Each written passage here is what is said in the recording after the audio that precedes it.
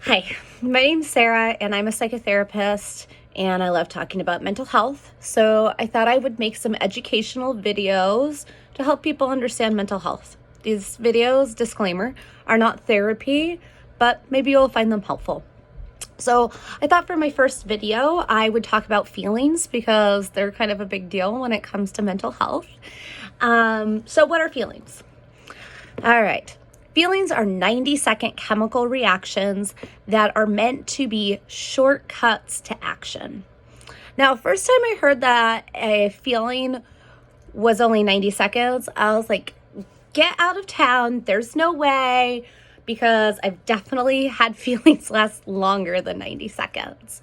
But every feeling has something that stimulates it. So feelings are never random. They're always stimulated by something. And they also have thoughts and behaviors that go along with them. So for example, let's say I am happy, and something that would stimulate that might be pizza. And I might have thoughts around, wow, this is really wonderful and enjoyable. And the behavior might be to eat the pizza. What happens, the reason that a feeling lasts longer than 90 seconds, and this can be really useful information in terms of learning to regulate our feelings, is that we focus on either the stimulus, the thing that caused the feeling, or the thoughts or behaviors that went along with that feeling. And so that chemical reaction just keeps happening and happening and happening.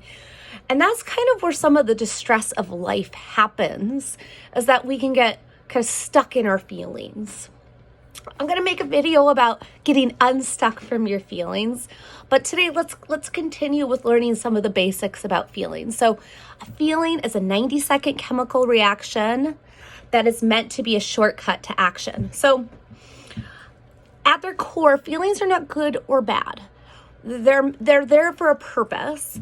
And really, when we start to kind of understand the purpose of the feeling, we can decide what we want to do with it. So these pieces of information say to us kind of what's going on in the environment in relation to ourselves, and then they give suggestions about what we might do. However, they're not always good suggestions. Sometimes feelings get in the way of our goals. And this can happen for a lot of different reasons. Sometimes what we've learned about our feelings from our environment can make us interpret our feelings in incorrect ways that aren't helpful. So, for example, let's say I grew up with learning that sadness is a bad thing. And then I kind of go through life being uncomfortable when I'm sad, when it's totally normal to be sad. And I don't really then develop a relationship that I should have with the things going on in my environment. So if we're going to kind of flesh out this scenario, this might look like maybe I ignore sadness too much.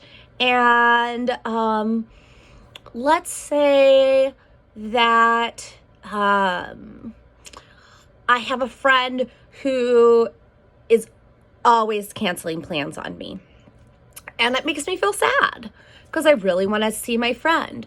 But if I learn to ignore that sadness, I kind of just keep going back for more. And so then I'm just like, I keep finding myself in the same situation that's really not making me that happy. And so that's where feelings can really provide us with some good information, is when they fit the context of the situation. However, when we're taught not to listen to our feelings, that's where we can get into trouble because they're not wired appropriately. Another thing that can happen is sometimes we're born with really big feelings or really small feelings, and they're not accurate reflections of what's going on in the environment. And I'll say this, every person has to kind of learn that their feelings are not facts. So, like, for example, when we're little, it's like, I'm furious that my mother wouldn't let me stay up till midnight and eat 37 cookies before bedtime. And I think I should be able to do whatever I want. And maybe I get so angry that I throw things and I have a temper tantrum. But really, I have, the information that my environment gives me about those feelings is going to teach me whether those feelings are appropriate or not, given the context of the situation. I like to think of feelings as pieces of information that then I get that make suggestions about what I could do. But ultimately, I have to make a decision for myself based off of that information that's going to be the best for me given what my goals and needs are. So for example, I sometimes get anxiety about doing new things. And when I first started paddleboarding, I would get a lot of anxiety about whenever the new season would start, because you put the board away because it's cold. I get this anxiety about having to go out and do this thing again, even though I really, really enjoyed it and it's one of my favorite things. But I would have this anxiety that would say, no, don't go and do it. Like, you're gonna fall in and make a fool of yourself, or you're gonna forget how to do it, and it's just gonna be a bad thing, right? And I would be like, I could have listened to that information and just stayed home and like watched Netflix. But I said, okay, I hear you. Those things could happen. And I really enjoy paddleboarding, and I consider myself a person who paddleboards. So I'm going to figure out a way to work through that feeling, and then eventually I'd get out on the water and life would be great, and I'm enjoying my life and the sunshine and the water. And so sometimes we have to take into account that these feelings that are giving us shortcut to action, the action's really not always aligned with what we want to do with our lives.